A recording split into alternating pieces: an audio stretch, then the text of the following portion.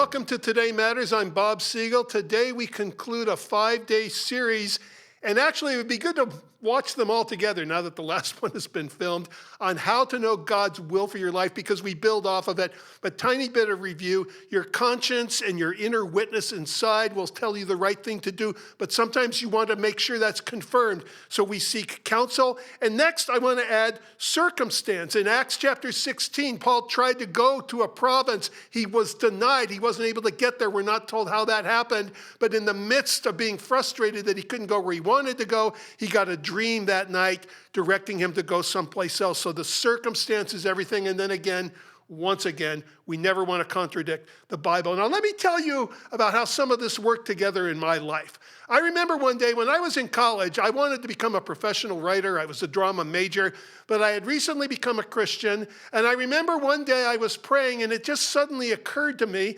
that really I love nothing more than talking about Jesus, and maybe I was called to full-time ministry.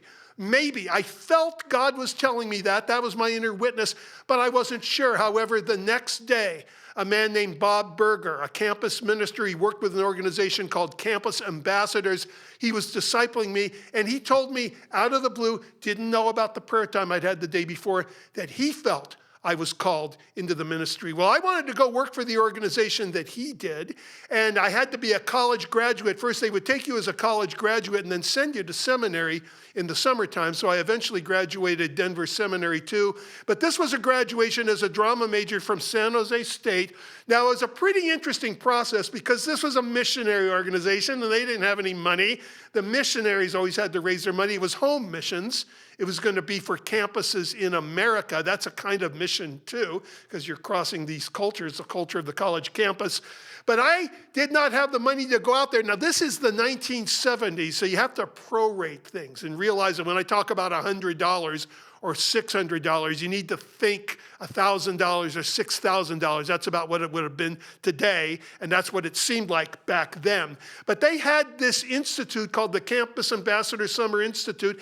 This was where they were going to interview me, and I had to get out there at my own expense and then pay the tuition to stay at their institute and be trained for a couple of weeks if they even accepted me. I didn't have a dime.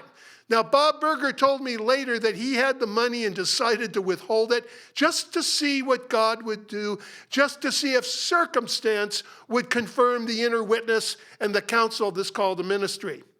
Well, my wife's family threw me a surprise graduation party, and I was given $900. We had estimated that the trip to Denver and the tuition would only be $600. So we were wondering why God gave us an extra $200. Well, we found out we weren't going to come back to San Jose.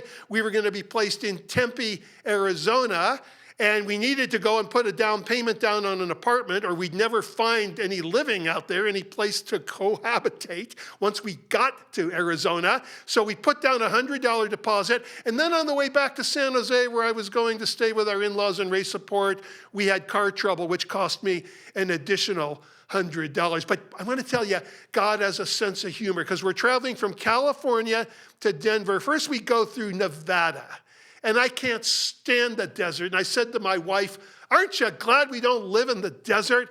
Next, we go through Utah.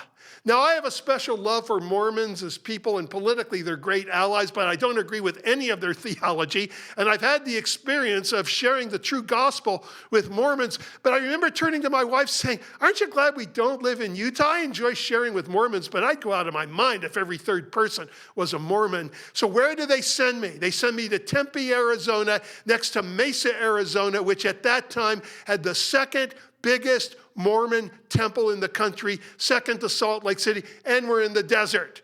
But we still got to go back to California first to raise support, so driving along the coast, along Highway 1, I rolled the window down just so the good Lord could hear me a little better. And I said to my wife as loudly as I could, "Aren't you glad we don't live by the ocean? I'm sure glad we don't live by the ocean."